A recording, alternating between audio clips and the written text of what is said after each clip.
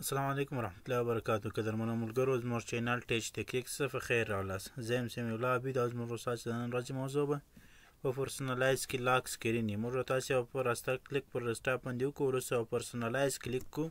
د پرسونلایز کلیک کولو وروسته به زموږ تاسو موضوع لاک سکرین وي. په لاک سکرین کې موږ تاسو کولای شو د کمپیوټر د یوزر د کوډ حالت لپاره موږ تاسو تصویر انتخاب کوو، یا د کل صفحې لپاره موږ تاسو تصویر انتخاب کوو. بیا هم موږ تاسو دلته درې حالات لرو. لومړی حالت یې وینډوز سپوټ لایټ ده. کله چې انتخاب وي نو همدغه یو تصویر چې د وینډوز 10 لخوا څخه تاسو ته پیشنهاد شوی ده همدغه یو تصویر به ورباندې ولاړ وي. که چېرته موږ نه غواړو چې دا تصویر دې ورباندې راشي نو بیا پیکچر کلیک کوو. په پیکچر کې موږ تاسو کولی شو په خپله خوښه کوم تصویر چې مو خوښ وي نو هماغه تصویر راوړو. که مو دا تصویرونه خوښ څه ښه خبره ده. که مو نس خوښ موږ تاسو په براوز کې هم کولی شو د کمپیوټر په کومه ساحه کې چې موږ تاسو تصویرونه ایښي نو له همغه ساحې څخه یو تصویر ورته انتخاب کوو. موږ تاسو تصویر باندې کلیک کوو او چوز پیکچر انتخابوو. نور به همدغه تصویر زموږ تاسو پر لاک سکرین باندې ولاړ وي. همدارنګه که غواړو چې سلاید شو ورباندې راولو، یعنې ډېر تصویرونه، نو بیا هم موږ تاسو کولی شو سلاید شو کلیک کوو او اوس موږ تاسو راسو اټ فولډر ته کوم فولډر چې مو خوښ وي تصویرونه پکښې کړي همغه فولډر انتخاب کړو. انتخاب وروسته به همغه فولډر ورته راسي. کوم فولډر چې مو نه و خوښ هغه به ریموو کړو تر څو پورې له منځه ولاړ شي. اوس به سلاید شو حالت دغه فولډر کې چې هر څو تصویرونه دي ټول تصویرونه به ورباندې ولاړ وي. همدا تصویرونه به وخت په وخت سره بدلیږي ورباندې. ګیټ فن فاکټس که چیرې نه یې انتخاب نو بیا تصویرونه په عادي شکل سره بدلیږي، ولې که چیرته دا انتخاب وي نو بیا آن یا زموږ ستاسو تصویرونه به په یو څه ډیزاینداره شکل سره بدلیږي. همدارنګه موږ تاسو کولی شو چې ځینې اپلیکیشنونه د لاک سکرین لپاره انتخاب کړو تر څو پورې پر لاک سکرین باندې اپلیکیشنونه راشي. نو له دې ځایه چې تاسو څه ښکاري به کلیک کوو. د کلیک کولو وروسته کوم اپلیکیشن چې زموږ ستاسو خوښ همغه انتخابوو. همغه اپلیکیشن به بیا پر لاک سکرین باندې راته ښودل کېږي. شو لاک سکرین بیکګراوند پکچر آن د ساین ان سکرین که چیرته آن وي نو زموږ او ستاسو کوم تصویر چې موږ او تاسو د لاک سکرین لپاره درولی ده هغه به د ساین ان په وخت کې یا په هغه حالت کې کوم حالت کې چې موږ او تاسو کوډ ورکوو په هغه حالت کې به هم راته ښودل کېږي. ولې که چیرته دا اپ وي نو بیا موږ او تاسو ته نه ښودل کېږي. دا چې په ویډیو کې نسو راوستی نو په دې خاطر بخښنه غواړو. لاک سکرین په حالت کې ویډیو بندیږي نو ځکه دغه نسو درته عملي کولی. سکرین ټایم اوټ کې موږ او تاسو د سکرین د رڼا بندېدلو تنظیمات ترسره کولی شو. تېره ورځ موږ او تاسو بحث ورباندې وکړی تېره ویډیو کې چې دا ټول حالتونه به مو انشاءالله یاد کړي زده کړي به مو وي. نو دې ته صرف نظر ګرځوو، دوباره وخت نه پر ځای کوو او وروستنۍ موضوع ته راځو چې دلته به وروستنۍ موضوع زموږ او ستاسو سکرین سیور سیټینګ. سکرین سیور سیټینګ کې موږ تاسو کولی شو د کمپیوټر لپاره ځینې تنظیمات ترسره کړو. له دې حالتو څخه چې مو کوم حالت خوښ وي نو همغه حالت ورباندې کلیک کوو. هغه حالت به بیا زموږ او ستاسو پر کمپیوټر باندې راځي. معلوم وخت به لري. د معلوم وخت څخه وروسته به زموږ او ستاسو پر کمپیوټر باندې دغسې یو حالت راځي د یو څو ثانیو لپاره. له هغه وروسته به زموږ او ستاسو کمپیوټر بندیږي، یعنې د سلیف حالت ته به ځي. کوم ډول چې مو خوښ و همغه ډول ورته انتخابولی شئ. که مو چېرته خط خوښ و نو 3D ټکسټ انتخابوو او سټینګ ته راځو. کوم خط چې زموږ او ستاسو خوښ هغه ورته انتخابوو. لومړنی موږ او تاسو ټایم لرو. که چیرې ټایم ورباندې اوکې کړو نو زموږ ستاسو د کمپیوټر پر صفحه باندې به ساعت راته څرخي. ولې که چیرې راسو موږ دا نه یې خوښ نو بیا کاسټوم ټکسټ کې خط ورته انتخابولی شو. کوم خط چې ستاسو خوښ و هغه خط انتخاب کړئ او هماغه خط به بیا ستاسو د کمپیوټر پر صفحه باندې درته ښکارېږي. ریزولوشن کې موږ او تاسو کولی شو چې ریزولوشن یې هغه اندازه ورته انتخاب کړو په څومره اندازه کې چې زموږ او تاسو دا خط حرکت کوي. څومره چې د لاو خواته نږدې کېږي د حرکت اندازه به یې کمیږي او څومره چې د های خواته نږدې کېږي نو د حرکت اندازه به یې زیاتېږي. همداسې په سایز کې موږ او تاسو کولی شو د خط اندازه ورته انتخاب کړو چې دا خط دې په څومره اندازه کې. څومره چې موږ او تاسو د سمال خواته نږدې کېږي نو د خطه اندازه به کمیږي. اوس کې موږ او تاسو وګورو زموږ ستاسو خط ډېر په کم شکل سره ښودل کېږي په کم اندازه سره. همدارنګه که چیرې موږ تاسو دا د لارج خواته نږدې کړو نو څومره چې لارج ته نږدې کېږو په همغه اندازه به زموږ او تاسو د خط شکل غټېږي. د خط اندازه به مو غټه راته ښودل کېږي. روټیشن سپیډ کې موږ او تاسو کولی شو چې دا سپیډ یې ورته تغییر کړو. څومره چې موږ او تاسو د پاست خواته نږدې کېږو نو زموږ او تاسو د دې سپیډ اندازه به زیاته وي. اوس کې موږ او تاسو چیک کړو نو موږ تاسو ته معلومېږي زموږ او تاسو د دې خطه د سپیډ اندازه زیاته ده.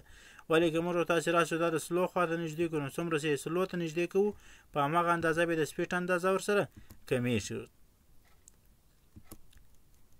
چوز فونټ کې موږ تاسو کولی شو چې د خطا ډول ورته انتخاب کړو، کوم ډول خط چې ستاسو خوښ شي نو همغه ډول انتخابولی شئ. دلته لاندې تاسو ته مثال ښودل کېږي، له همدغه مثال څخه په استفادې همغسې به تاسو ته خط ښودل کېږي. دې مثال ته ګورئ کوم ډول خط چې ښه خوند درکړي همغه خط انتخاب کړئ.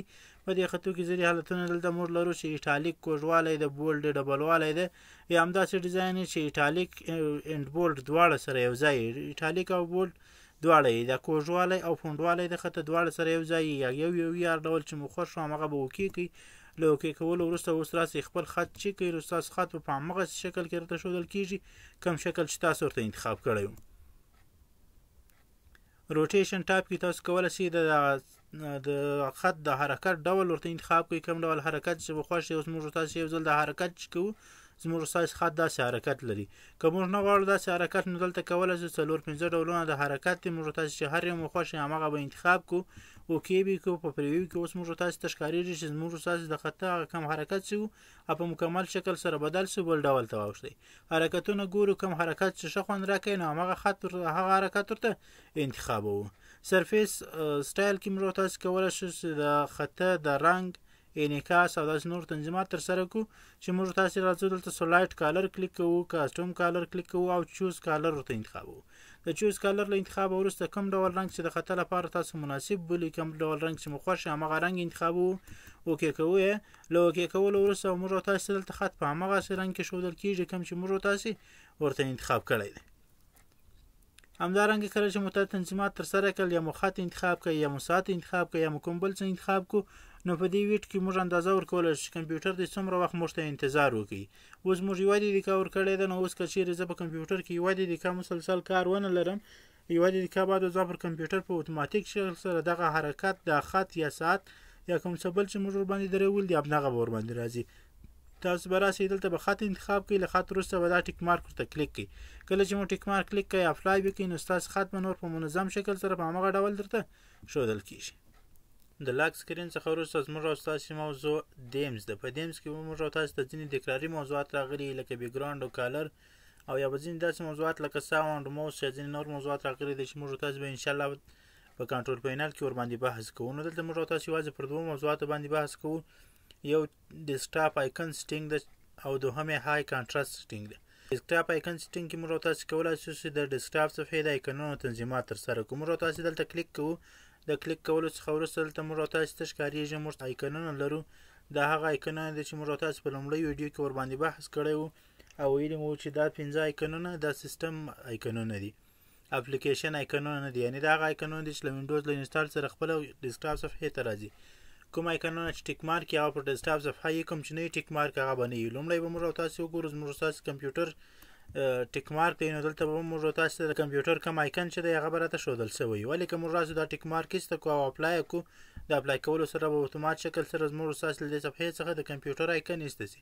که دوباره ټیک مارک کړو نو بیا به همغه آیکن راته ښودل کېږي، ځکه چې کوم آیکن ټیک مارک یې همغه آیکن پر ډیسکټاپ صفحه ښودل کېږي، کوم چې نه یې ټیک مارک هغه به نه ښودل کېږي. که غواړو چې د کوم آیکن شکل ور بدل کړو، فرض کړئ زه د دې سپیسي شکل بدلوم، نو انتخابوو او چینج آیکن باندې کلیک کوو. کله چې موږ تاسو پر چینج آیکن باندې کلیک وکړو، موږ تاسو ته مختلف آیکنونه راکول کېږي. کولی شئ د دې آیکنونو څخه هر یو ورته انتخاب کړئ.